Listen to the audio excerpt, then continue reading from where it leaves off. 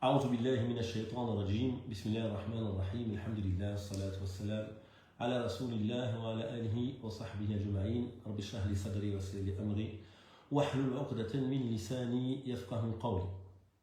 Assalamu alaikum wa rahmatullahi wa barakatuh. Donc bienvenue à chacun et chacune d'entre vous pour cette conférence mensuelle. La thématique de ce mois-ci c'est Al-Fatwa.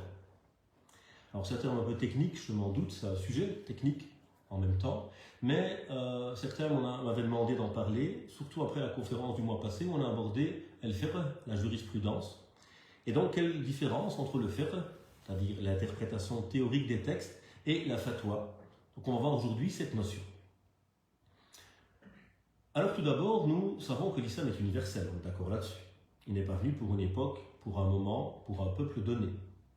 Donc naturellement, cet islam, il doit pouvoir être applicable dans toutes les situations.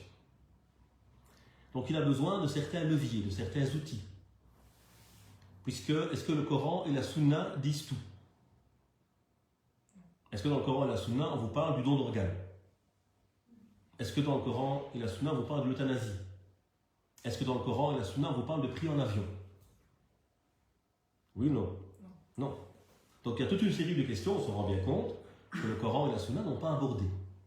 Car leur vocation n'est pas de tout aborder justement, mais d'aborder l'immuable, c'est-à-dire ce qui ne change pas. Là, ça a été clairement défini, détaillé. Et puis, à côté de cela, d'aborder un cadre, une méthodologie, et de nous montrer comment réfléchir à la lumière du Coran et de la Sunna. Donc le rôle des ulama, justement, des savants, c'est de réfléchir à la lumière de la révélation, et à partir de là, de pouvoir proposer des réponses fidèles aux orientations coraniques, aux orientations prophétiques, et de pouvoir répondre à nos questions jusqu'à la fin des temps. D'où, en islam, on a la référence, Coran et Sunna, et puis nous avons l'interprétation du Coran et de la Sunna. Et qui va interpréter? C'est le rôle de qui? Les savants, les ulama. Les ulama, warathatul anbiya. Les savants sont les héritiers des prophètes. Et donc chaque savant va hériter une part de la prophétie. Le spécialiste du Coran, il a hérité du prophète sallallahu alayhi wa sallam la récitation du Coran. Et il va vous transmettre à travers une chaîne de transmission comment le prophète a appris le Coran aux Sahaba, comment les Sahaba ils ont appris aux Tabi'oun, etc. jusqu'à aujourd'hui. Et il va vous transmettre le Coran exactement tel que le prophète sallallahu alayhi wa sallam le transmettait. Lui, il a un rôle de transmetteur. Le savant du hadith, il va nous transmettre les hadiths du prophète sallallahu alayhi wa sallam tels que nous les ont rapportés les compagnons. D'accord? À partir de là, on va transmettre les paroles du messager alayhi salatu wa salam. Nous avons ensuite les savants qui vont transmettre la jurisprudence, qui vont nous permettre d'avoir des réponses aux questions que l'on se pose au quotidien. Donc là, ils ont une part de l'héritage du prophète alayhi salatu wa salam, qui est le fait que le prophète répondait aux questions des gens. Quand les gens avaient des questions, ils devaient trouver le prophète alayhi salatu wa salam qui clarifiait cela. Certains savants vont transmettre l'éducation, la pédagogie du prophète sallallahu alayhi wa sallam. Ils seront donc les héritiers du prophète sallallahu alayhi wa sallam dans le champ de l'éducation. Donc nous, ce qui nous intéresse aujourd'hui, c'est les savants qui vont être les héritiers du prophète alayhi salatu wa sallam dans la réponse à nos questionnements. Puisque, comme on l'a vu, l'islam est universel. Et pour être universel, justement, il doit pouvoir apporter des réponses à toute époque et à tout lieu. En sachant que les textes sont immuables, c'est qu'ils ne changent pas les textes en eux-mêmes, mais en même temps, ils sont limités. C'est-à-dire qu'ils ne donnent pas des réponses concrètes à toute chose. Deuxièmement, donc ça c'est une première réflexion, deuxièmement, nous sommes à une époque où nos référentiels sont perturbés. Aujourd'hui, quand quelqu'un veut apprendre, il fait rarement l'effort d'aller vers quelqu'un de compétent. Avec l'émergence d'Internet, des réseaux sociaux, etc., on a une rupture dans la transmission. La transmission en islam, c'est toujours faite d'homme à homme, d'humain à humain. Aujourd'hui, avec les réseaux, on a une rupture. On a des gens qui pensent apprendre l'islam tout seul. Et ça mène à beaucoup de dégâts. Imaginez quelqu'un qui vous dirait « Moi, je vais devenir médecin autodidacte. Je vais apprendre la médecine tout seul. » Il ferait énormément de dégâts. Donc, il y a toujours un besoin, pour être médecin, de passer par une formation. Et cette formation va inclure le côté théorique, mais également le côté pratique. D'accord? Il y aura une formation sur le terrain, avant de pouvoir professer. Donc aujourd'hui, on entend beaucoup de choses, mais on n'a pas toujours malheureusement le réflexe d'aller comprendre correctement ces choses chez les bonnes personnes. Donc on entend des mots. Et sur Internet, le souci, on entend des mots, mais on ne sait pas ce qu'ils veulent dire. Fatwa, par exemple, c'est un mot qu'on entend, mais on ne sait pas ce qu'il veut dire. Fiqh, c'est un mot qu'on entend. Le délit, l'argument. Tous des mots qu'on entend comme ça, mais en fait, on ne prend pas le temps de clarifier. Et donc, on va essayer aujourd'hui de clarifier justement cette notion. Donc, première réflexion, l'islam est universel. Et pour être universel, il a besoin de pouvoir être applicable partout, d'où l'importance de savants, qui sont les transmetteurs, qui sont ceux qui expliquent, et ceux qui donnent des réponses également. Et la fatwa notamment, c'est la réponse pratique à des questionnements qui se posent. Deuxièmement, il y a besoin de clarifier les concepts pour les comprendre.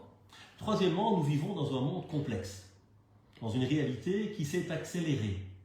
C'est-à-dire pendant très longtemps, un savant avait le même mode de vie quasiment que son père, que son grand-père, et son fils et son petit-fils auront un mode de vie très très similaire. On avait un cheval, on avait un arc à flèche, on vivait dans le même endroit, on n'avait pas de télévision à l'époque, pas de parabole, pas d'internet, et donc le monde avançait mais pas à pas. Donc pendant très longtemps, le savant qui réfléchissait sur une question, sa réalité était quasiment la même que ceux qui l'avaient précédé. Aujourd'hui, nous sommes dans un monde qui va de manière accélérée. On ne parle même plus d'une génération, on parle de quelques années. Imaginez quelqu'un qui a fait de la prison en 2000 et qui sort en 2025. C'est un autre monde. L'évolution des réseaux sociaux, l'intelligence artificielle aujourd'hui, d'accord, il y a tellement de choses qui évoluent à une vitesse incroyable que c'est compliqué évidemment de pouvoir suivre cela. Et ça demande une compréhension de cette réalité, parce qu'à nouveau, si on veut avoir des réponses religieuses qui ne sont pas en phase avec notre réalité, au lieu d'être une solution, elles peuvent souvent être un problème. Comme la personne à nouveau qui vous donne le mauvais médicament. Donc le rôle du moufti, l'érudit qui propose une fatwa, un avis adapté, est comme le médecin. Le médecin, qu'est-ce qu'il fait?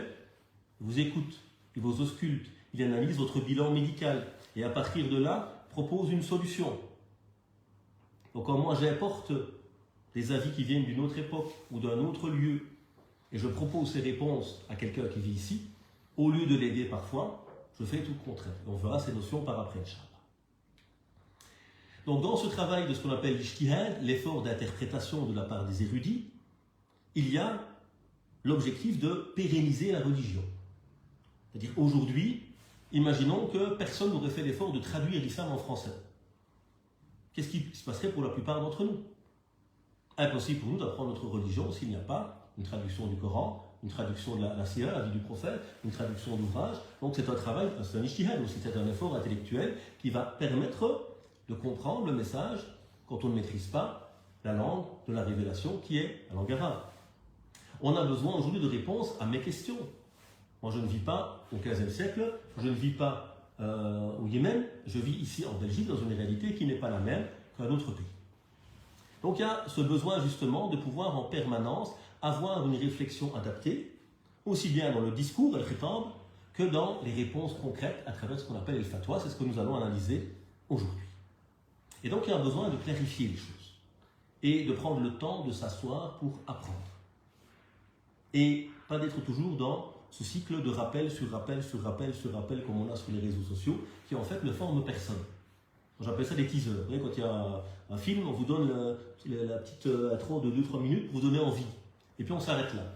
Nous, malheureusement, notre relation parfois à la religion aujourd'hui, elle se limite à ces teasers, c'est 2-3 minutes, puis on passe à autre chose, et finalement on ne va jamais voir le film. Parce qu'on passe autant à voir des introductions, mais on ne prend jamais le temps de s'arrêter pour apprendre correctement. Donc aujourd'hui, on a ce besoin de prendre le temps justement de s'asseoir et de chercher des réponses conformes à nos questions. Notamment à travers la définition des concepts. Donc quand je vous dis un verset du Coran, par exemple, est-ce que ça, c'est du fiqh, c'est-à-dire de l'interprétation théorique, ou est-ce que c'est une fatwa? Quand je vous cite un verset du Coran. Kutiba alaykum as-siyam, vous est prescrit le jeûne. Verset du Coran.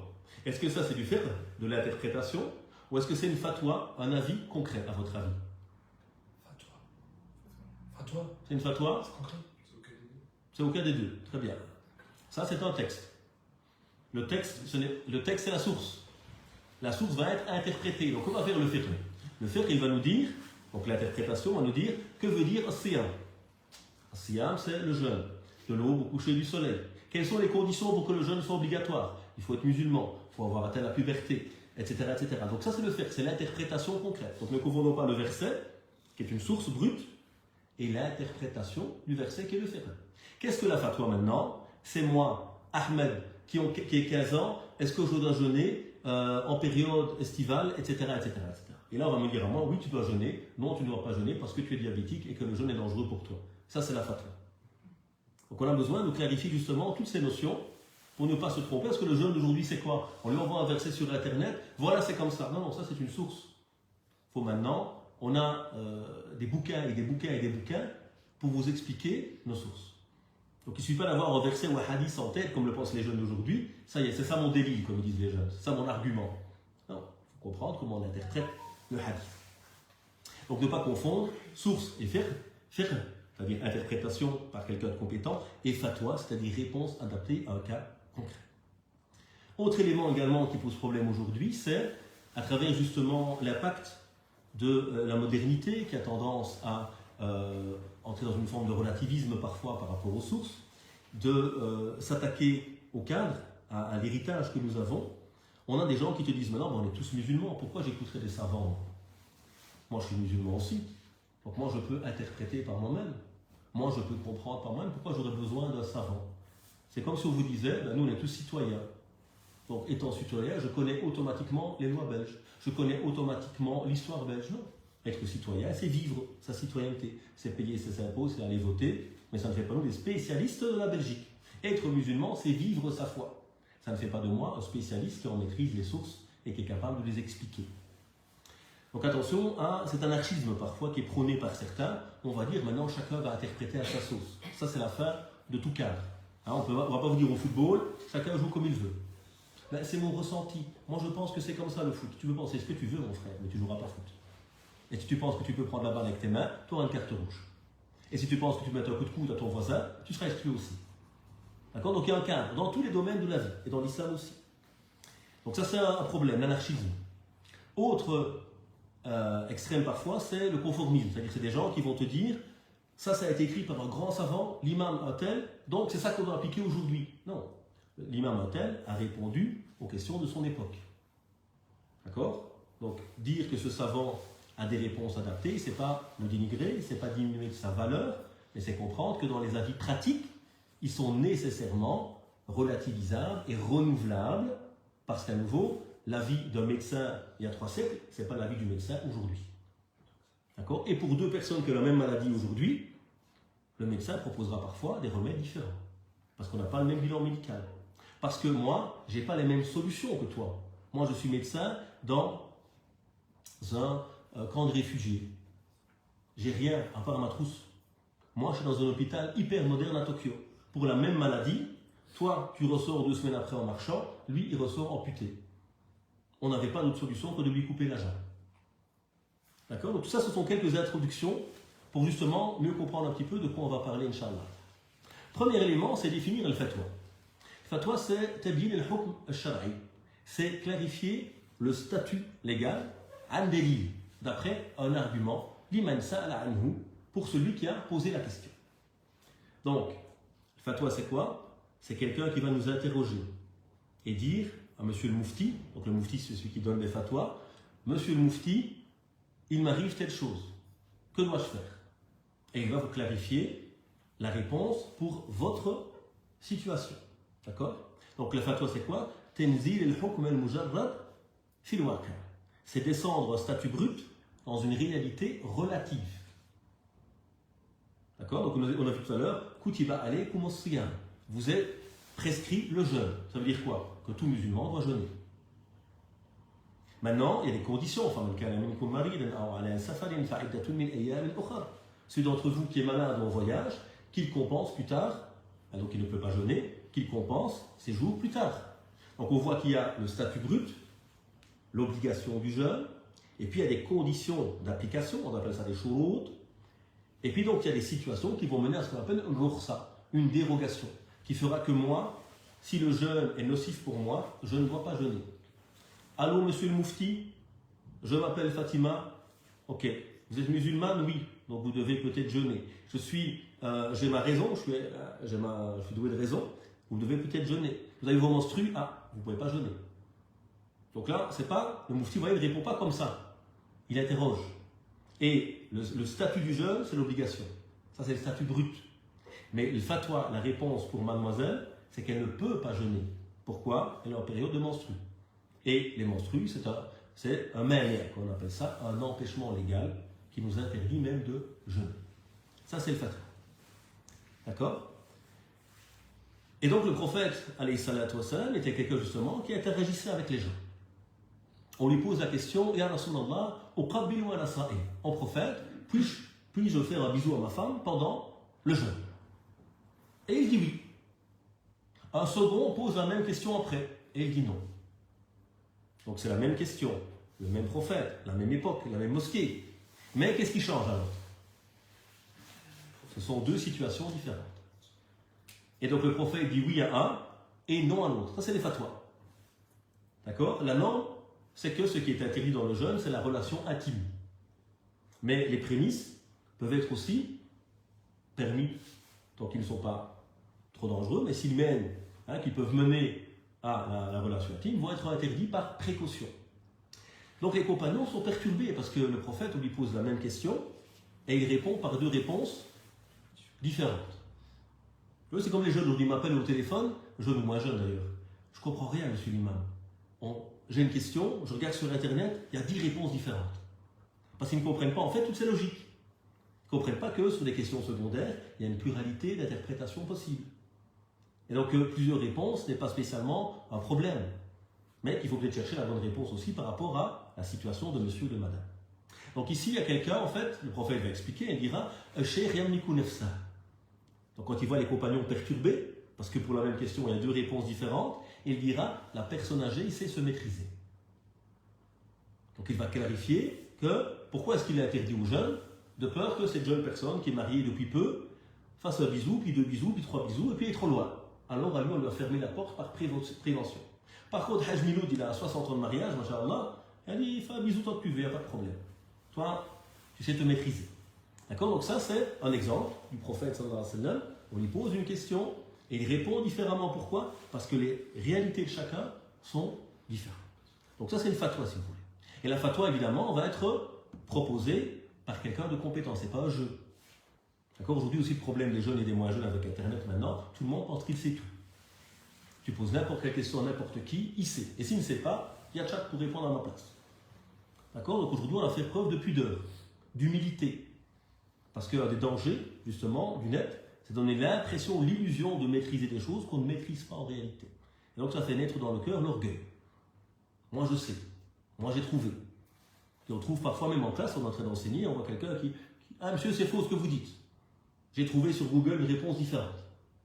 Donc il y a besoin de comprendre tout cela, et la fatwa est proposée évidemment par une autorité compétente, c'est-à-dire une autorité religieuse formée pour donner des fatwas. Alors, caractéristique également de la fatwa, c'est qu'elle est non coercitive. La fatwa est mulzima, c'est-à-dire que la fatwa ne s'impose pas. La fatwa c'est quoi? C'est une solution. Donc moi j'ai un problème, je pose la question à quelqu'un de compétent. J'ai besoin d'une solution. Voilà, monsieur, votre solution d'après moi. Est-ce que cette solution s'impose à moi? Non. La fatwa, c'est une consultation. D'accord? Donc je vais interpeller quelqu'un de compétent. Mais il ne peut pas m'imposer sa réponse. On verra juste après la différence entre différentes catégories de réponses. Donc qui va produire une fatwa? Un savant compétent. Est-ce qu'aujourd'hui, attention, donc le prédicateur n'est pas un savant compétent, c'est un prédicateur, c'est quelqu'un qui transmet ou qui exhorte. Les influenceurs ne sont ni l'un ni l'autre. Ce sont des gens qui profitent de la religion et du net pour se faire de l'argent sur le dos des musulmans ou avoir des likes. Donc attention à ne pas aujourd'hui prendre des influenceurs et dire il a 100 000 likes, masha'Allah. Ça c'est la référence. D'accord? Les likes ne sont pas des références pour nous.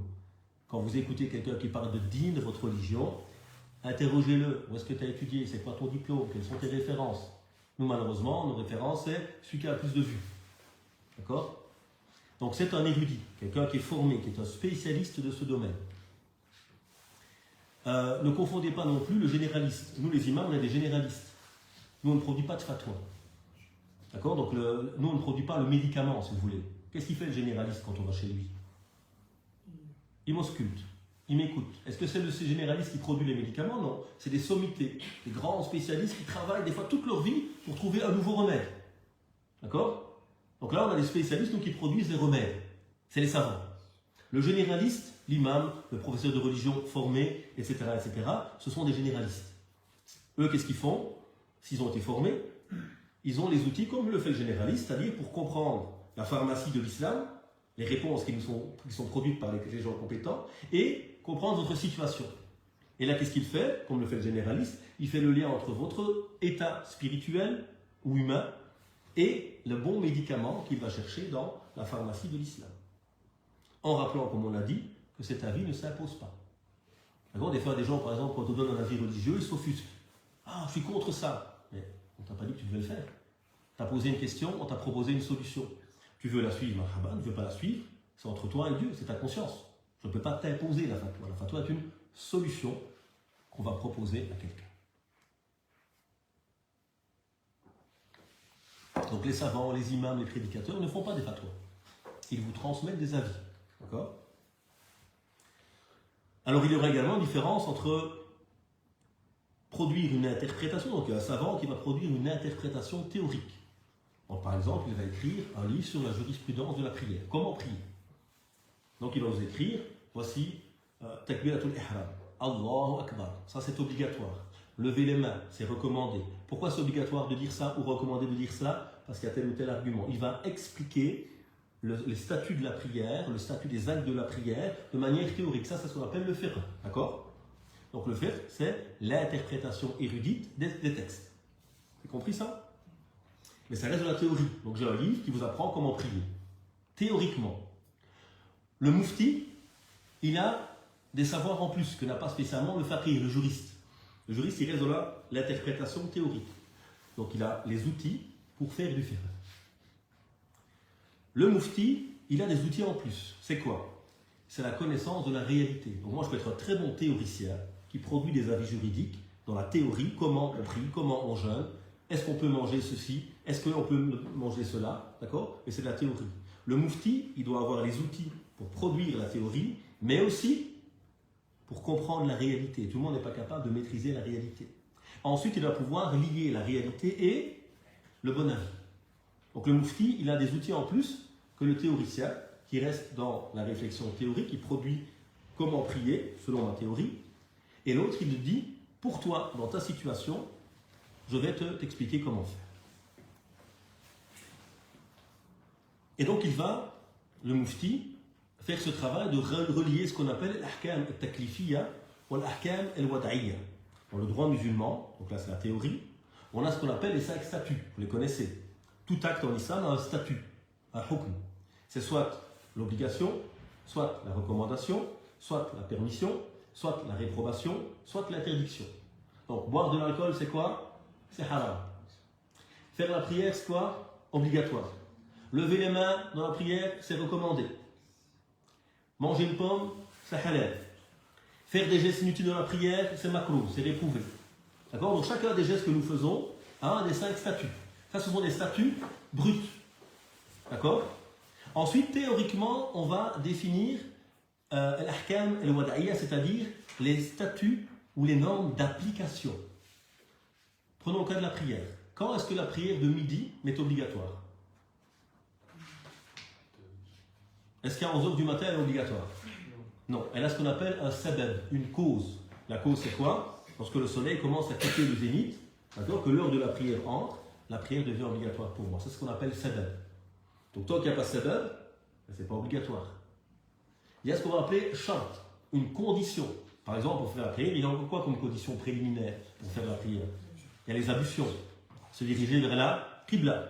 D'accord? Ça, c'est ce qu'on appelle des conditions de validité. Et puis, il y a ce qu'on appelle des conditions d'exigibilité. Qu'est-ce qui va faire que la prière est obligatoire pour moi? Ben, c'est le boulour. Il faut avoir atteint la puberté. À 8 ans, la prière n'est pas obligatoire pour moi. Il faut avoir l'aql, la raison. Si je suis dans le coma pendant 6 mois, je n'ai pas à faire la prière parce que j'ai perdu la raison. D'accord? Et il y a ce qu'on appelle un mania, un empêchement légal. Les menstrues. Quand moi j'ai mes menstrues, je ne peux pas prier en tant que femme. D'accord? Donc le juriste, qu'est-ce qu'il fait, le faqih? Il théorise tout ça. D'accord? Il explique le statut de la prière, les conditions d'application de la prière. Qu'est-ce que fait le mufti? Il marie les deux. Donc il y a Ahmed, allô monsieur le mufti, est-ce que la prière est obligatoire pour moi? Alors qu'est-ce qu'il fait le mufti? Il explique, il pose des questions, très bien. Qui êtes-vous? J'ai 25 ans. Ah, donc il est déjà, normalement il a tel boulot, il a fait la puberté. Êtes-vous musulman? Non. La prière n'est pas obligatoire pour vous, monsieur. Allô, monsieur le mufti, la prière est obligatoire pour moi. Qui êtes-vous? Je suis musulman. Ah, ok, première condition. Avez-vous la puberté? Oui. Mais je suis en asile psychiatrique, j'ai perdu la raison. La prière n'est pas obligatoire pour vous. Allô, monsieur le mufti, est-ce que la prière est obligatoire pour moi? Qui êtes-vous? Fatima. Ok, quel âge? 25 ans. Ok, vous avez la raison? Oui. Bref, il y a toutes les conditions, mais je suis en période de menstru. Ah non, c'est interdit pour vous de prier. Il y a un mania, un empêchement. Donc qu'est-ce qu'il fait? Le faqih, il théorise tout ça. Qu'est-ce qu'il fait le mufti? Celui qui donne la fatwa, il rassemble tout ça par rapport à la situation de la personne qui l'interpelle. D'accord? Donc il marie les deux et il vérifie dans ta situation, mais en fait jeûner n'est pas obligatoire pour toi. D'accord? Et donc on a ce besoin de poser les bonnes questions, de savoir à qui les poser, d'avoir des références locales, parce qu'à nouveau, moi je veux prier Salat el-Aïcha. Ok, tu habites où? Au Maroc. Voilà un cas que j'ai eu par exemple. Une dame qui m'appelle, elle est femme de ménage, elle doit avoir la cinquantaine, et elle me dit, monsieur, j'arrive plus à prier Salat el-Aïcha. Je lui dis, qu'est-ce qui se passe? Elle me dit, on est en été, monsieur. Salat el-Aïcha, elle est à minuit. Et moi, j'ai un certain âge aujourd'hui, j'ai un métier physique et fatigant, je me réveille très tôt le matin pour aller travailler, et si je dois attendre jusqu'à minuit pour prier l'Aïcha, dormir il est presque 1h du matin, me réveiller à 4h pour faire la prière, partir à 5h travailler, j'ai plus que 50 ans, je ne tiens pas le coup. Un jour oui, 2 jours non, 3 jours encore moins. Donc je dis, vous inquiétez pas, il y a des solutions. Alhamdoulilah, les mouftis, les savants d'Europe ont proposé des solutions pour nous. C'est notamment de regrouper la prière du coucher de soleil et la prière de la nuit en été. Elle me dit, mais on ne peut pas. Je lui dis, qui vous a dit ça? Mon frère. Donc de nouveau, on ne sait pas à qui on pose les questions. Son frère, il est bien gentil, mais il n'est pas moufti. Elle me dit, il habite au Maroc en plus. Donc non seulement il n'est pas moufti, mais en plus il habite au Maroc. Qui a déjà été au Maroc parmi vous? La plupart sans doute. Est-ce que vous avez déjà vu qu'on prie l'Aïcha à minuit au Maroc? Jamais. Donc ils n'ont pas les mêmes réalités que nous. Et donc son frère, il a peut-être posé la question à l'imam de la mosquée, mais comme il ne sait pas poser les questions, parce que c'est un art de poser la question. C'est qu'on dit en arabe, husn as-su'al nisf al-ilm. La bonne question, c'est la moitié déjà du savoir. Donc qu'est-ce qu'il a dit? Monsieur l'imam, est-ce qu'on peut regrouper Maghrib al-Aïcha en été? Qu'est-ce qu'il lui a dit? Non, tu ne peux pas. Il a raison, oui. Pourquoi il a répondu dans le cas d'un Marocain qui vit au Maroc? Il n'a pas compris de qui il parlait et où est-ce qu'elle vivait. Donc ça, c'est tout le problème quand on apporte des réponses. Et c'est ça qu'on fait malheureusement un peu net. Aujourd'hui, on va écouter des gens qui viennent d'Arabie Saoudite, du Pakistan, du Yémen. On ne dit pas qu'ils ne sont pas compétents. Mais à nouveau, ils ne connaissent pas notre réalité. Donc ils vont venir avec des réponses qui, au lieu d'être pour nous une solution, seront souvent un problème. Donc il faut des références. Un youtubeur n'est pas une référence. Un influenceur n'est pas une référence. Il faut des références locales. On peut avoir une référence, un savant, Inch'Allah, mais il ne connaît pas notre réalité. Il vient de Mauritanie, il vient de Malaisie, il ne comprend pas ce que nous vivons au quotidien. Autre exemple, à l'époque du prophète, sallallahu alayhi wa sallam, on a un hadith. Un hadith, c'est une source, ce n'est pas du fiqh, c'est la source. Ce hadith, qu'est-ce qu'il nous dit? Qu'en cas de pluie, on peut regrouper les prières. Et moi, j'entends en Belgique, quelqu'un un jour sur un minbar, pendant le vendredi, qui dit aux gens, il faut revivifier la sunna du prophète, il faut regrouper la prière quand il pleut. Alors si nous on regroupe les prières quand il pleut, la moitié de l'année on regroupe les prières, ça va? Donc qu'est-ce qui se passe? Donc, il faut revenir et comprendre le contexte. À l'époque du prophète, à midi, il pleut tous les jours. Il pleut rarement. Mais quand il pleut beaucoup. Deuxièmement, est-ce que les routes sont asphaltées comme chez nous? Non. Donc qu'est-ce qui se passe? Quand il pleut sur un terrain sablonneux ou autre, ça fait de la boue. Et donc, en plus à l'époque, il n'y a pas d'éclairage public. Donc venir prier Maghrib al-Aïcha la nuit, c'est compliqué quand on ne voit rien et qu'il fait beau partout. Donc le prophète, une fois ou deux fois l'année, il leur dit à ce moment-là, regroupons les prières. Mais on ne peut pas appliquer ça maintenant ici, parce que chez nous, il pleut toute l'année. Deuxièmement, ce n'est pas handicapant la pluie pour nous. Peut-être la neige, oui. Donc on pourrait dire, oui, quand il neige et que la route devient dangereuse, on regroupe la prière à la mosquée, on prie Marley Bereisha, et puis on rentre chez nous. Pour ne pas que les gens doivent revenir sur une route qui est dangereuse, d'accord, pendant la nuit. Donc il faut des références locales qui comprennent ce que nous vivons. Ensuite, aujourd'hui, on a dépassé l'ijtihad individuel pour passer à ce qu'on appelle l'ijtihad collectif. C'est-à-dire qu'aujourd'hui, j'ai une question sur le Bitcoin. Je suis un grand érudit. Moi, je suis rien, hein, je me mets à la place. Je suis un grand érudit, un grand spécialiste du fiqh, de la fatwa. Mais la première règle qu'on va voir par après, on va arriver au concret avant d'ouvrir la deuxième partie pour les questions avec vous. La règle dit El-hukmu ala shay far'un an tasawwurihi. Le statut d'une chose découle de la perception qu'on en a. C'est-à-dire, si je ne sais pas c'est quoi un bitcoin, je ne peux pas vous donner la fatwa. Je dois d'abord savoir c'est quoi cette monnaie. Qu'est-ce qu'elle implique réellement? Qui produit cette monnaie? Qui garantit cette monnaie? Donc si je n'ai pas toutes ces questions, qui peut produire ces questions? Un spécialiste de l'économie. Quelqu'un qui maîtrise ces questions. Donc qu'est-ce qu'ils font aujourd'hui les savants? On a ce qu'on appelle des conseils de savants. Parce que les questions sont extrêmement compliquées aujourd'hui. Donc on rassemble des spécialistes de l'économie par exemple et des spécialistes de la jurisprudence musulmane et ils vont réfléchir ensemble sur les réponses. Et après, le moufti, qu'est-ce qu'il fait? Il profite de ces réponses pour donner à ceux qui ont des questions en analysant est-ce que leur cas est réellement dans le même que celui qui a pu être développé théoriquement. Quand on a des questions aujourd'hui liées à la médecine, qui sont des questions très complexes, euthanasie passive ou autre, ou active, la question du don d'organes, le alim lui-même, il ne sait pas répondre à ça tout seul. Il a besoin qu'on lui explique qu'est-ce qui implique un don d'organes quand on est vivant, je parle, donner un vrai par exemple. Qu'est-ce qui implique l'euthanasie passive? Et à partir de là, quand on a compris la réalité, il peut maintenant produire une réponse adaptée. Donc aujourd'hui, généralement, sur les grandes questions, ce n'est pas un savant qui répond. Les problèmes se révèlent parfois, tu as un cheikh qui est en Arabie. Il parle à qui? Aux gens qui sont devant lui. Et les gens, ils prennent ça ici et ils suivent ça aveuglément parce que c'est un cheikh qui vient d'Arabie. Ou un cheikh qui vient de Turquie. Ou un cheikh qui vient du Maroc. Moi, je suis marocain. Le Maroc, c'est l'ilm. Ok? Vive le Maroc. Mais à nouveau, le cheikh là-bas qui fait son das, il parle à qui? À ceux qui sont devant lui. Parce qu'il connaît le Maroc. Il connaît la réalité. Et donc, il sait quelles réponses donner aux gens qui l'interrogent. Moi, je ne suis pas au Maroc. Je ne suis pas dans cette même réalité. D'accord? Donc, il faut aussi un ijtihad maintenant global. Et puis interpeller des gens compétents.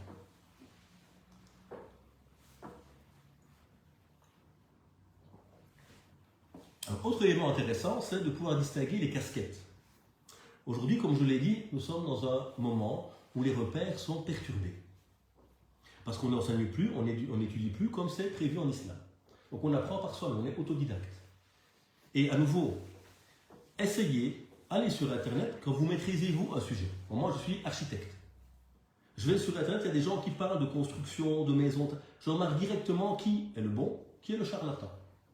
Je remarque directement qui fait des offres, par exemple, qui ne sont même pas réalistes. Mais c'est du business.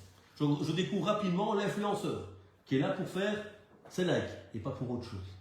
Moi qui est un musulman, je ne suis pas un théologien, et je ne suis pas un spécialiste. Donc, aller sur Internet et penser pouvoir faire le tri, c'est très compliqué. Parce qu'il faut avoir un minimum de connaissances, et ça vous le verrez bien quand vous maîtrisez un domaine, vous verrez directement qui maîtrise et qui ne maîtrise pas. Qui est dans la pub, et qui est réellement dans une réponse pointue. Donc il y a 4 casquettes dont je vais vous parler maintenant, et qui peuvent même d'ailleurs être portées par la même personne. On a ce qu'on appelle le prédicateur, ou l'exhortateur. Donc évangélique c'est le même, d'accord? C'est un savant qui a les 4 mêmes casquettes. Donc lui il fait le prêche du vendredi, et il vous parle du divorce.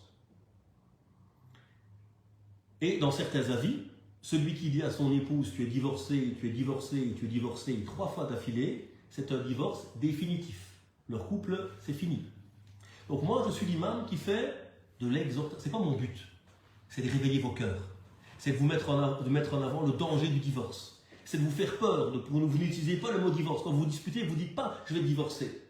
Parce que vous risquez de le regretter. Donc mon rôle à moi, c'est quoi? Toucher vos âmes, toucher vos cœurs, vous faire prendre conscience. Je suis quelqu'un. Donc là, j'exagère même dans ce que je dis parfois. Parce que c'est ça le but. Je suis un exhortateur. J'ai ma casquette d'exhortateur. Maintenant, je suis un faqih. Je suis un théoricien du fiqh. Je suis le même.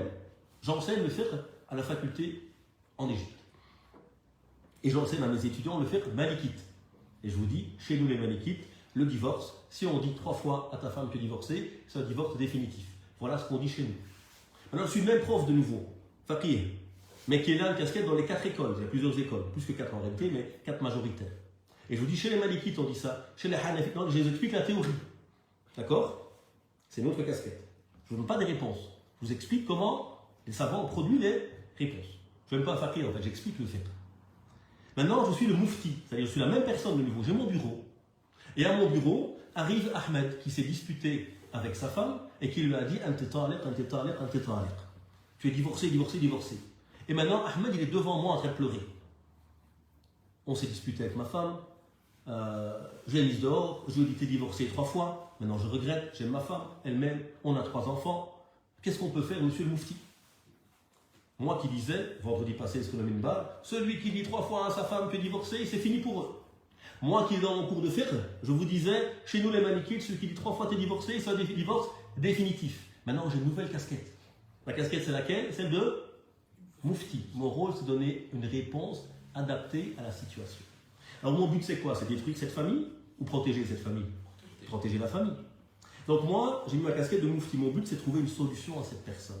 Cette personne, elle veut trouver une solution. Si elle veut divorcer, elle divorce, on ne peut rien faire pour elle. Mais là, elle se dit non, j'ai foiré, je n'aurais pas dû dire ça. Maintenant, je pleure, ma femme pleure, qu'est-ce qu'on fait? Les gens nous ont dit c'est foutu, vous ne pourrez plus jamais revenir ensemble. Alors je mets ma casquette de moufti. Dans ma casquette de moufti, je vais faire quoi? Ouvrir les portes de la pharmacie de l'islam. Et je découvre dans ses avis l'avis de certains Hanbalites, une des 4 écoles, notamment d'Ibn Taymiyyah, un des grands savants classiques. Et qu'est-ce qu'il dit lui? Quand on dit 3 fois au même moment, égale 1. Ça n'équivaut qu'à un divorce. Ce n'est pas un divorce définitif. Donc qu'est-ce que je fais? Je vais chercher un avis qui permet de sauver ce couple. Ce n'est pas celui que j'enseigne. Je le connais. Ce n'est pas celui que j'ai dit dans mon discours. Parce que mon but c'est de vous faire peur. Justement, vous n'utilisez jamais ces mots-là. Je te divorce. Parce que je cherche une solution pour concrétiser l'intérêt de cette famille-là. J'ai la casquette de moufti. Mais le moufti ne peut pas imposer. Le moufti, on a dit, la fatwa, elle est non coercitive, c'est-à-dire elle ne s'impose pas. C'est une proposition. Prenons un autre cas. Il y a un divorce maintenant, malheureusement. Et on vient chez le moufti. Et le moufti dit, effectivement, d'après ce que vous me dites, monsieur et madame, vous êtes divorcés. Monsieur, n'oubliez pas, vous avez une responsabilité devant Dieu. Vous devez prendre en charge les enfants, etc., financièrement. Monsieur, dès qu'il sort, qu'est-ce qu'il dit? Moi, le moufti, il raconte ce qu'il veut, je ne donnerai pas un cent. Ça t'apprendra. D'accord? Est-ce que le moufti peut faire quelque chose? Non, il n'a pas de solution. Là, je mets une 4e casquette. Je suis le qadi, le juge. Je suis le même toujours, hein, mais j'ai une nouvelle casquette. Le juge, lui, ses avis, ils sont coercitifs. Il s'impose. Donc là, qu'est-ce que je fais? Je convoque monsieur. J'ai un pouvoir de le convoquer. Je peux convoquer les témoins. Et à la fin, mon jugement, il s'impose. Donc moi, je vais dire, vous êtes divorcé, effectivement, mais en plus, monsieur, vous avez une pension alimentaire à payer de X euros par mois. Et si vous ne la payez pas, ce sera astreint sur votre salaire ou ça pourrait être la prison parce que là j'ai une autre casquette. Pas seulement celui qui donne la réponse, mais également celui qui peut l'imposer. Je suis le qadi. Donc, essayons de faire cet exercice maintenant quand on écoute quelqu'un qui parle en fait. Là, c'est un prédicateur. Son but justement, c'est, j'ai beaucoup le cas de la question du respect des parents. En islam, c'est une question très importante. Bil al-walidain, le respect des parents. Mais quand Dieu nous a parlé du respect des parents, et le prophète nous a parlé du respect des parents, c'est dans le cadre idéal, c'est-à-dire que c'est des parents qui respectent leurs enfants, des parents qui font du bien à leurs enfants. Alors on est des humains, des parents parfaits, ça n'existe pas, hein, des enfants non plus d'ailleurs. Hein. Mais globalement, tout s'est bien passé.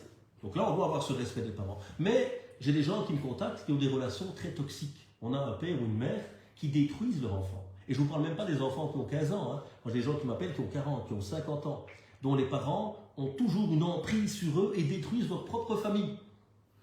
Donc elle me dit, moi, mon mari, moi, mes enfants, j'arrive plus avec eux parce que ma mère au-dessus, elle me harcèle et elle détruit. Quand je la vois, je suis détruit pendant 2 semaines. Donc là, on n'est pas dans l'idéal. L'exhortateur, quand il vous parle le vendredi, il vous parle du respect des parents, le paradis sous le pied de tes mères. Parce que son but à lui, c'est quoi? C'est de rappeler l'idéal, le cadre. Mais quand on a une réponse concrète, là, on doit prendre en compte les circonstances, évidemment, qui ne sont pas toujours libres. Ouais, donc c'est important de comprendre un peu les nuances. C'est normal que l'exhortateur, il exagère un peu parfois, parce qu'il est dans une forme d'idéal pour nous pousser à grandir. Mais le moufti, lui, il est dans le concret. Il a besoin de réponses réalistes aux questions que vous posez, et il n'est pas là pour uniquement exhorter. D'accord? Compris un petit peu ces nuances? Alors, point suivant. Dans quel champ pourra se faire la fatwa? Est-ce que, par exemple, on peut dire, on va faire une fatwa sur l'obligation de la prière? Est-ce que c'est une question qu'on peut débattre? Est-ce que quelqu'un peut vous dire, bon, la prière, c'est pas obligatoire? Non. Donc là, il y a ce qu'on appelle le champ de l'immuable. Le champ de l'immuable, c'est les fondamentaux de l'islam. Ce n'est pas négociable. La fatwa ne peut pas nous dire, on ne priera pas. D'accord? Ou la prière est simplement recommandée. La fatwa, qu'est-ce qu'elle fait? Elle rappelle que c'est obligatoire, et puis elle répond maintenant à ton cas. Mais elle ne veut pas changer de statut. Après, il y a d'autres questions qui sont beaucoup plus nombreuses et très larges, où il y a une pluralité d'avis. La barbe. La barbe n'est pas dans le Coran. La barbe n'est pas citée par des textes absolus. Ils sont interprétables. Donc, sur la barbe, vous avez plusieurs interprétations qui existent déjà en théorie. Donc, le fiqh, le faqih, le juriste, il a produit plusieurs interprétations. Est-ce que la barbe, elle est obligatoire? Est-ce qu'elle est recommandée? Plusieurs avis existent. D'accord? Donc, il y a un champ où il n'y a qu'un avis possible. Il est minoritaire en termes de nombre, mais essentiel, c'est les bases de l'islam. L'alcool est haram, tout le monde dit ça. La prière est obligatoire, tout le monde dit ça. Respecter ses parents, de principe, c'est obligatoire, tout le monde dit cela. D'accord? Ça, c'est les fondamentaux, ce n'est pas négociable. Donc la fatwa ne fait que rappeler le statut brut, puis l'appliquer évidemment à la situation. Mais la fatwa peut dire à un moment, la prière n'est pas obligatoire pour toi. D'accord? Mais ne change pas le statut de la prière. La prière sera toujours obligatoire dans l'absolu. Mais pour toi, qui as tes menstrues, la prière n'est pas obligatoire. Elle est même interdite. Pour toi qui as 8 ans, la prière est recommandée. Elle n'est pas encore obligatoire, tu es réel mukallaf. Tu n'es pas encore responsable devant Dieu. Tu es encore un enfant. D'accord? Donc il y a d'abord des questions sur lesquelles la fatwa ne fait que rappeler le statut, puis l'appliquer évidemment à la situation. Et puis d'autres où il y a une pluralité possible. Donc là, le moufti, qu'est-ce qu'il va faire? Imaginons une société où ceux qui portent la barbe sont persécutés. Ça existait à un certain moment, en Turquie, en Tunisie aussi à un certain moment, malgré que c'est des pays musulmans. Ceux qui portaient la barbe étaient harcelés par les autorités politiques. Et donc on pose la question à moi, le moufti. Qu'est-ce que je fais? Qui es-tu? Quel âge as-tu? Où habites-tu? Qu'est-ce qui se passe? Et moi je sais que dans ton pays où j'habite, je suis un moufti turc à l'époque, où le kémalisme est très radical, et je sais que porter une barbe est même problématique. Tu ne trouveras pas de boulot. Tu auras des problèmes avec l'État. Donc qu'est-ce que je vais te dire? Écoute, la barbe, c'est simplement recommandé. Si elle est pour toi un problème, ne la mets pas. Taille ta barbe, c'est mieux pour toi, etc. Pourquoi? Parce que je connais la réalité de... Et c'est une question de toute façon sur laquelle il y a de la largesse. Ce n'est pas une question où il y a un seul avis qui existe à ce niveau. D'accord? On aura une question nouvelle. Il n'y a pas de texte là-dessus. La cigarette. Vous allez voir que les premières fatwas sur la cigarette, qu'est-ce qu'elles disaient? Les premiers avis concrets, la cigarette est permise. Pourquoi? Pourquoi à l'époque on dit qu'elle est permise et plus maintenant? Parce qu'on ne savait pas qu'elle était nocive. Donc le premier réflexe du savant, il y a une règle, al-aslu ashya al-ibaha. La règle dit, le principe, tout est permis en islam, jusqu'à preuve du contraire. Donc il faut un argument pour interdire. Donc la cigarette, bon, elle sent peut-être pas bon, elle est peut-être une forme de gaspillage, mais on va peut-être la réprouver. Et pour l'interdire, c'est lourd à interdire. Et puis évidemment encore, on a de nouvelles recherches qui prouvent que la cigarette est toxique et dangereuse. Qu'est-ce qu'on va dire? Voilà, taqtulu anfusakum, ne vous tuez pas vous-même, dit le Coran. La darar wa la dirar, on ne se fait pas du tort à soi-même ou à autrui, dit le prophète sallallahu alayhi wa sallam. Donc qu'est-ce qu'on va dire? La cigarette, elle est maintenant interdite. Alors, donc la fatwa va évoluer. Pourquoi elle a évolué? Parce que nos ma'loumat, nos informations ont évolué. D'accord? Donc là, c'est les questions nouvelles. Donc la fatwa, elle va venir sur les questions fondamentales, simplement rappeler, c'est obligatoire. Mais ensuite appliquer, parce que pour toi, il y a ceci. Prenons notre exemple, l'alcool c'est haram. Est-ce qu'un jour l'alcool sera halal? Non. Jamais. Comment? Oui, bien sûr. Donc ça, personne ne pourra dire que l'alcool en lui-même est halal. Il sera toujours haram.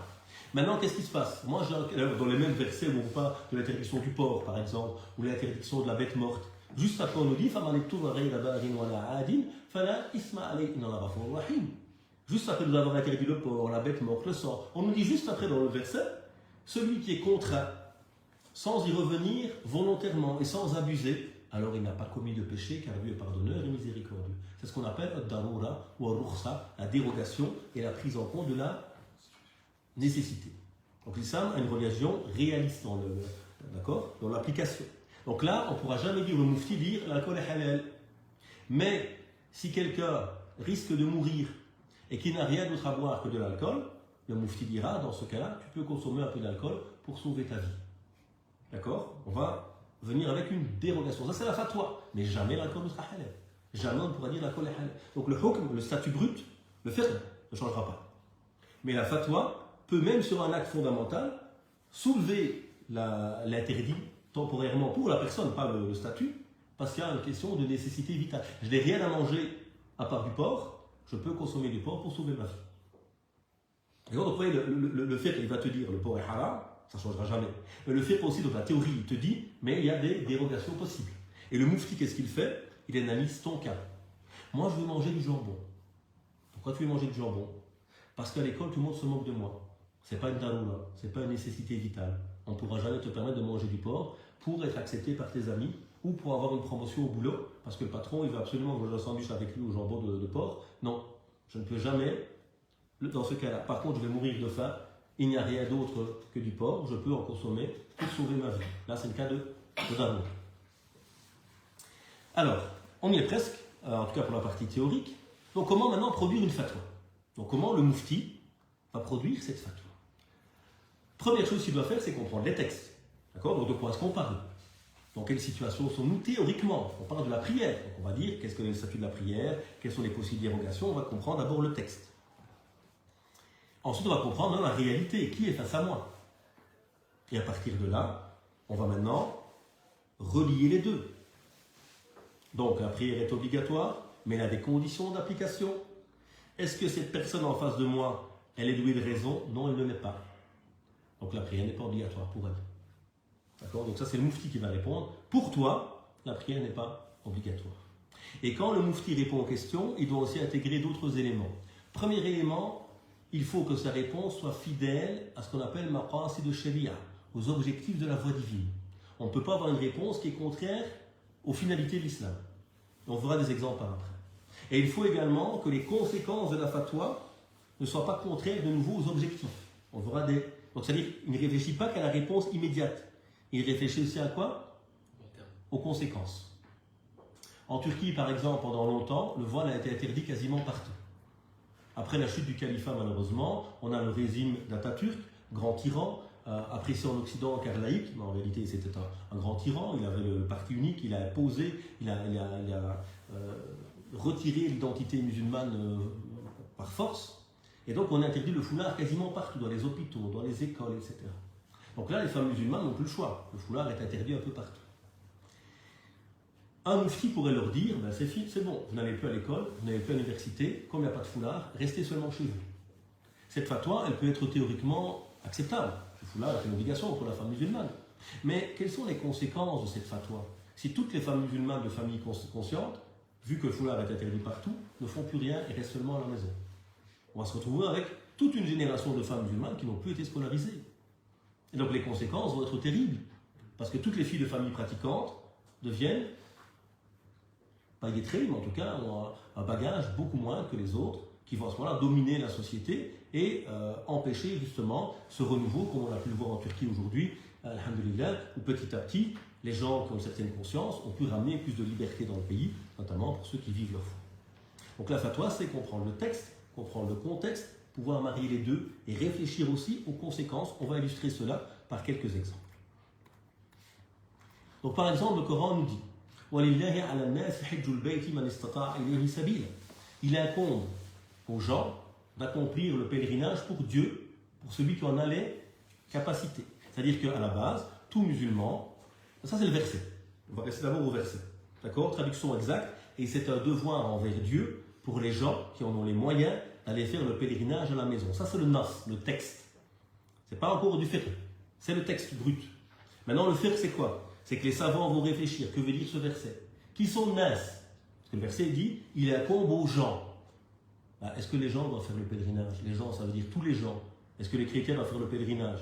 Non, vous voyez, quand on va interpréter, on va dire en fait, naissent ici les gens, il ne veut pas dire tous les gens, il veut dire les musulmans seulement, et pas les chrétiens, les juifs ou les bouddhistes. Deuxièmement, donc c'était, vous voyez, on interprète là. Deuxièmement, est-ce qu'un enfant doit faire le hajj? Non. Donc on ne parle pas de tous les gens, même musulmans. On parle de tous les adultes musulmans. Et puis, manistata, il est isabil, celui qui a les moyens.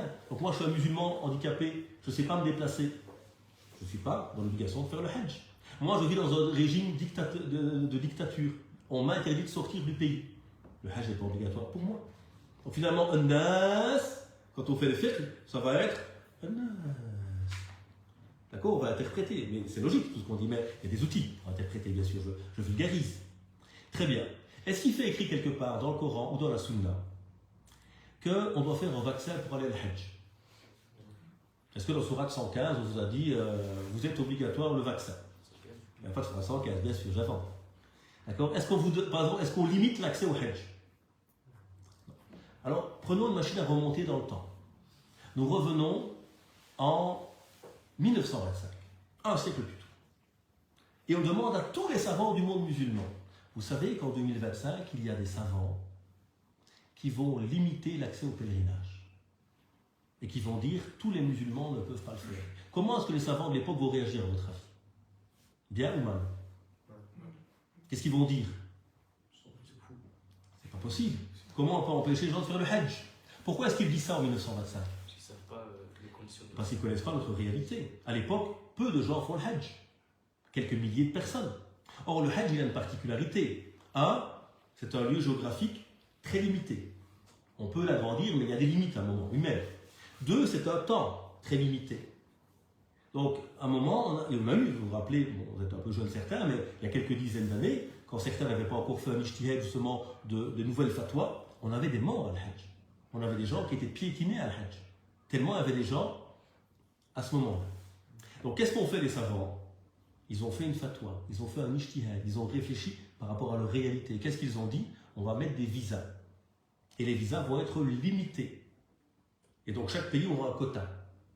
À nouveau, pourquoi? Parce qu'on n'aime pas les musulmans, on est les ennemis des musulmans. Ça, c'est ce que dirait l'ignorant qui ne comprend pas ce que le fiqh et la fatwa. Non, parce qu'on aime les musulmans. Et que le but de l'islam, c'est pas que les gens s'écrasent et meurent pendant le pèlerinage, c'est que les gens puissent venir faire leur adoration, mais le lieu étant limité, le temps étant limité, on ne peut pas ouvrir à tout un chacun.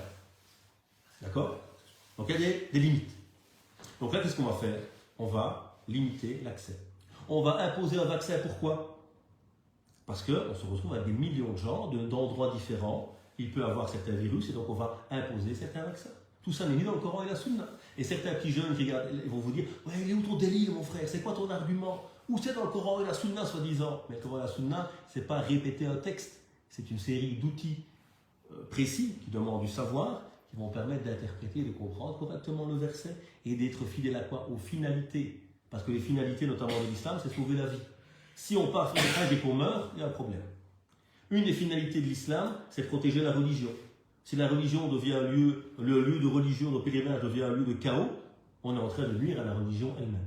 Donc le mufti, quand il a une fatwa, il doit aussi réfléchir toujours à ce que la norme soit fidèle. Je vous donne un exemple par rapport à la suite. La suite, c'était, on avait dit, fidèle au maqasid et fidèle à ce qu'on appelle el ma'alat. Les ma'alat, c'est quoi? C'est les conséquences. Et ça revient un petit peu au point qu'on a cité précédemment. Donc, la sharia, la voie de Dieu, elle vient concrétiser ce qu'on appelle des masalih, des intérêts humains, et empêcher ce qu'on appelle des mafasid, des nuisances. La prière concrétise une maslaha, nourrir ton âme. L'alcool produit une mafsada, une nuisance. Elle te fait perdre la raison, donc elle est haram. D'accord? Et le but, c'est de concrétiser el maslaha dans la réalité. Et de rejeter la mafsada dans la réalité. Jeûner, c'est une maslaha. Elle nourrit l'âme, elle nous réforme. Donc c'est une maslaha, c'est un pilier lié à din, à la religiosité de l'individu. Mais si jeûner me tue, moi je suis malade, je ne peux pas supporter le jeûne. Jeûner devient quoi pour moi? Interdit. Pourquoi? Parce qu'il ne concrétise plus la maslaha, l'intérêt. Il devient une mafsada, une nuisance. Donc chaque norme religieuse doit être réfléchie par rapport à ses conséquences. Parce que le but, ce n'est pas d'avoir dans la théorie des belles réponses, c'est dans la réalité. Donc prenons un exemple très simple. Une fatwa locale. D'accord? Nous avons une petite mosquée dans une commune un peu bourgeoise de Belgique. On a mis 20 ans pour ouvrir enfin la mosquée. La mosquée est petite. Et aujourd'hui, les fidèles sont trop nombreux. La mosquée a une capacité de 200 personnes. Nous sommes 400 fidèles qui venons le vendredi. Alors, un de nos frères nous dit, chez nous au Yémen, chez nous, en Mauritanie, quand il y a trop de monde, qu'est-ce qu'on fait? On met des baffles à l'extérieur, on met les tapis dans la rue, et on prie tous. Oh, quelle bonne idée! Nous allons prier tous dans la rue. D'accord?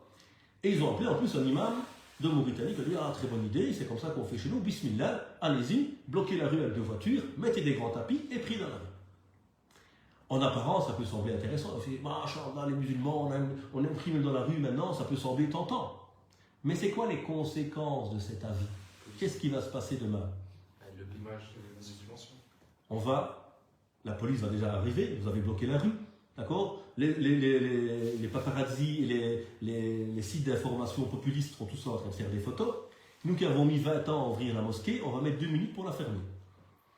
D'accord? Donc, alhamdoulilah, c'est quoi la fatwa? La fatwa, c'est que dans les écoles, certains savants permettent à l'imam, par exemple, de faire 2 fois la khutbah. Donc, nous, la mosquée est petite, et on n'a qu'un imam. Comment on fait pour avoir 400 personnes? On priera 2 fois Salat el-Jumu'ah. On priera 2 fois cette prière.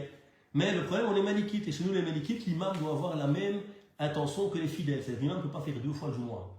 Parce que la première, elle est obligatoire pour lui, donc il peut la faire, mais la deuxième, elle est sunna pour lui. Et il ne peut pas avoir une intention différente des fidèles. Mais chez les Shafi'ites, des 4 grandes écoles, l'intention n'est pas importante. Elle peut varier. Donc qu'est-ce qu'on a fait de la fatwa? On a pris l'avis des Shafi'ites parce qu'il permet de trouver une solution pour les musulmans. Et si on ne réfléchit pas comme ça, demain on ferme la mosquée. Ça c'est une fatwa adaptée à nos réalités qui prend en compte tout cela. Donc comment se produit une fatwa maintenant? La première étape de la fatwa, c'est ce qu'on appelle at-taswir ou at-tasawwur. C'est-à-dire que quand vous allez me parler d'une question, le premier travail du alim, c'est quoi? Savoir de quoi je parle. On veut manger un bonbon et il fait écrit sur le paquet « gélatine de porc ». Première réaction de tout musulman normal, c'est quoi? Je ne mange pas.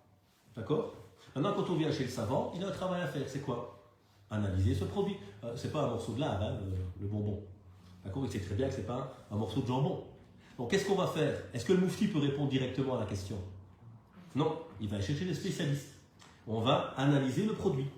Et qu'est-ce qui se passe au niveau chimique entre le début du produit, ou peut-être effectivement un certain résidu lié au porc, et la transformation du produit en fait parcours? Est-ce que le moufti sait faire ça tout seul? Non. Il va ramener des spécialistes. Et à partir de là, il va comprendre. Donc ça, c'est la première étape. Si je veux pouvoir répondre correctement, il faut savoir de quoi je parle. Ça demande une analyse pour ne pas se tromper de réalité. Deuxième étape, c'est tekif. Tekif, c'est dans quel domaine sommes-nous? Est-ce qu'on parle du culte? Est-ce qu'on parle des adorations? Est-ce que c'est une vente? Est-ce que c'est une location? Parce que les règles changent.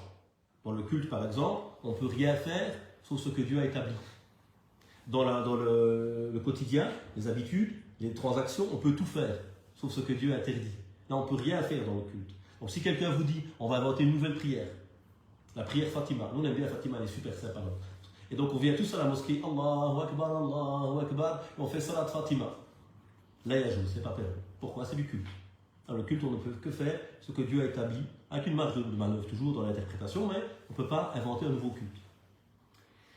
Par contre, dans les mu'amalat, le quotidien, tout est permis. Moi, je veux mettre un gilet blanc ou beige, c'est haram, akhi. Pourquoi c'est haram?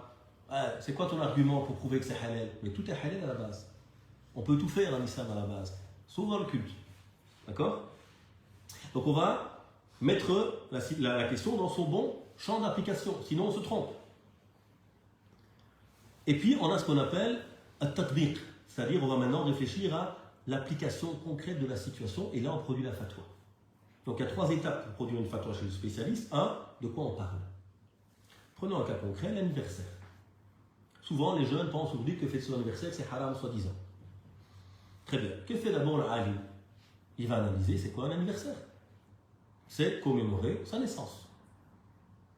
Qu'est-ce qui peut interdire cela dans l'absolu? Le prophète lui-même, alayhi salatu wassalam, jeûnait le lundi.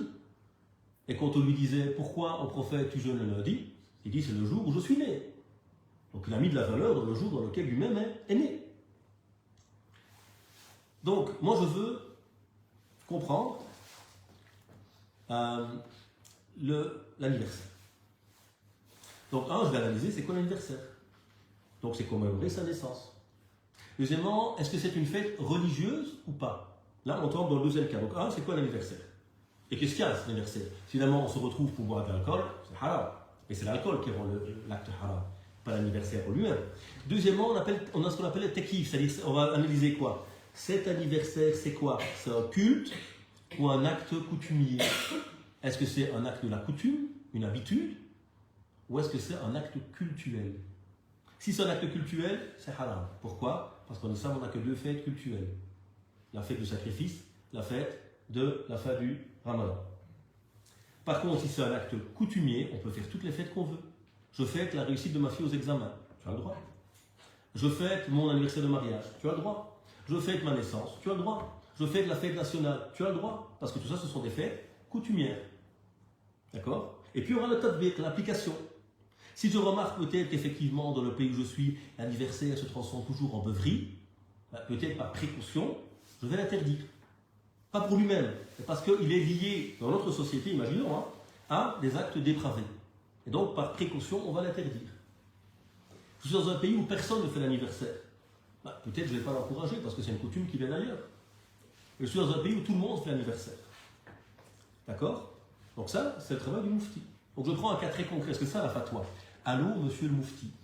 J'habite, moi, en Belgique. Dans l'école de mon fils qui a 6 ans, tout le monde fait son anniversaire. C'est une habitude dans l'école. Et mon fils, il a 6 ans. Et est-ce qu'il a le droit d'assister à ces fêtes d'anniversaire à l'école? Deuxième question, est-ce que moi-même, je peux apporter des gâteaux le jour de son anniversaire, etc.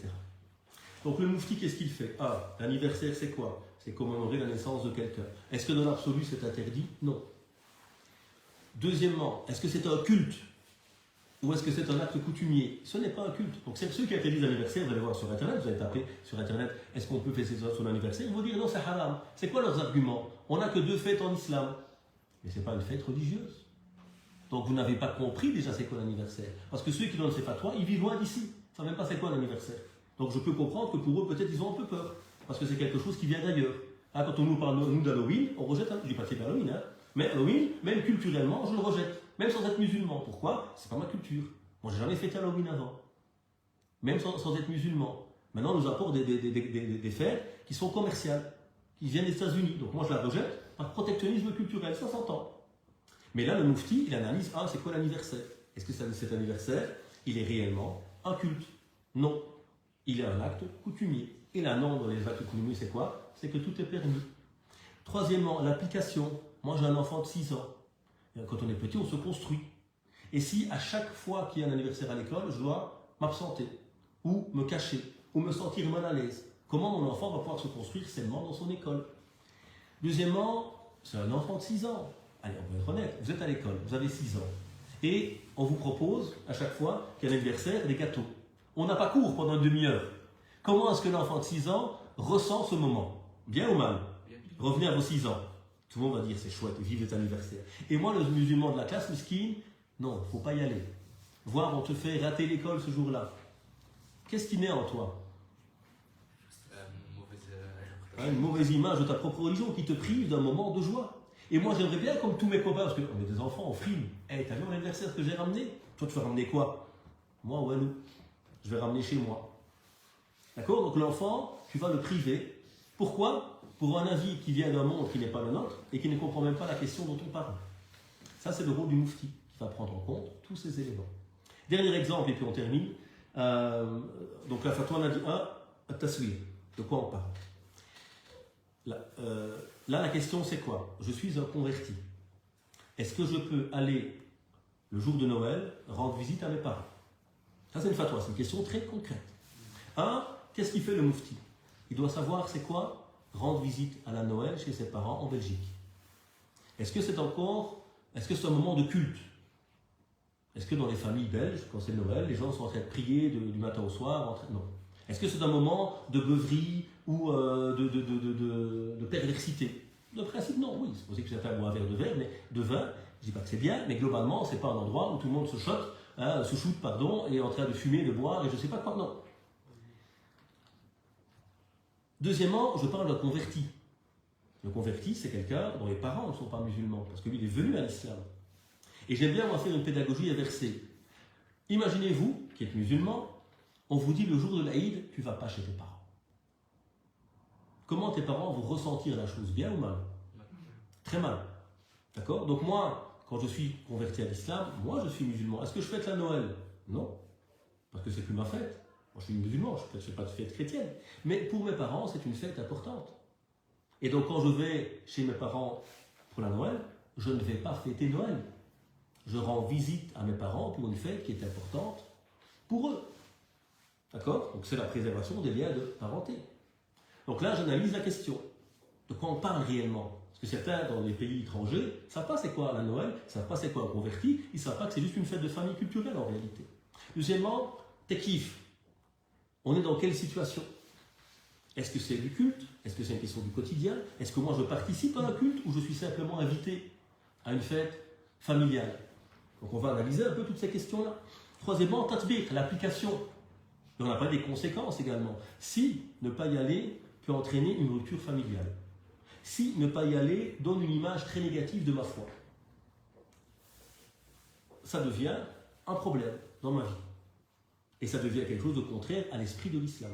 Donc là, sur cette question-là, le moufti va dire par exemple, vous pouvez aller à cette fête, vous n'avez pas le droit évidemment de consommer de l'alcool ou de faire des choses interdites.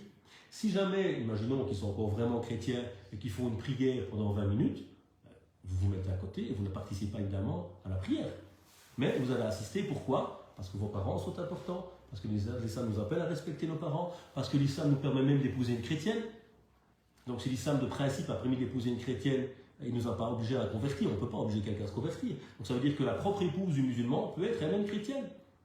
Donc on ne va pas lui interdire de faire sa fête si on a le droit de l'épouser. Donc à un moment, on va répondre à cette question. Par contre, si un musulman me dit, est-ce que moi je peux fêter la Noël chez moi? Pourquoi? Parce que c'est beau. Il y a un sapin, des guirlandes et des super films à la télé. D'accord? Donc là, on est dans un autre cas. On n'a pas le droit de fêter la Noël. Pourquoi? Parce que c'est un culte. Et moi, j'ai mes propres fêtes en tant que musulman. Oui, mais mon intention, c'est pas de faire un culte. Oui, mais ça reste une fête chrétienne. Donc toi, tu n'as pas le droit de la fêter, de décorer ta maison pour la Noël et de participer à un culte. D'accord? Mais si ton voisin, il vient, tu veux dire bonne fête à vous, monsieur. Parce que c'est son voisin. D'accord? Mais moi, je ne peux pas participer. Parce que c'est quoi les conséquences aussi? C'est que le musulman commence à perdre son identité.